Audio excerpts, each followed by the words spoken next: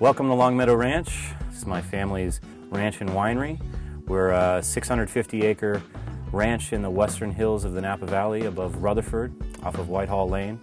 We're a pretty diverse agricultural operation and winery, of course, but we fundamentally grow grapes, primarily Cabernet and Sauvignon Blanc, as well as a little bit of Merlot and Sangiovese. But we're really well known for not only our wines, but also everything else that we do.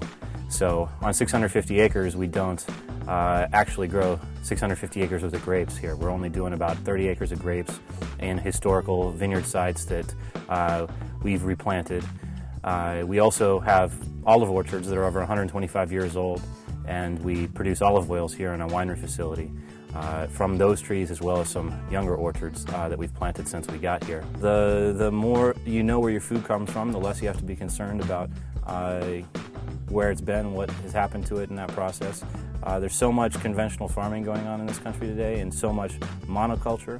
Monoculture is something that we experience here in Napa Valley every day. I mean, the entire place is almost all planted in grapes anywhere you can do it. And my family has come here with a different approach to plant and make sustainable our properties for my generation and our future generations. So we're not only growing grapes, we're growing olives. We're not only growing grapes, we're growing produce. Knowing where your food comes from, to me, is fundamental, and something that I've grown up with, and most people have never had that experience of a fresh strawberry from the garden, what that tastes like, or how different that is from something that you might find at the supermarket.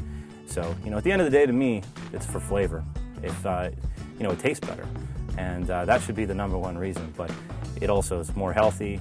We don't apply any herbicides or pesticides. That's not only contaminating your food, but also potentially contaminating the land and the soil where it's being grown. And in a situation where you're trying to, preserve that land and that field and that business for, future generations, you need to be practicing sustainable farming practices. And, there's a lot of talk about farm to table, and, that's a little bit of a hip thing these days in terms of restaurateurs and stuff. But the difference between farm to table and what I'm doing is this is from my farm to your table. And I think that's going to be a fundamental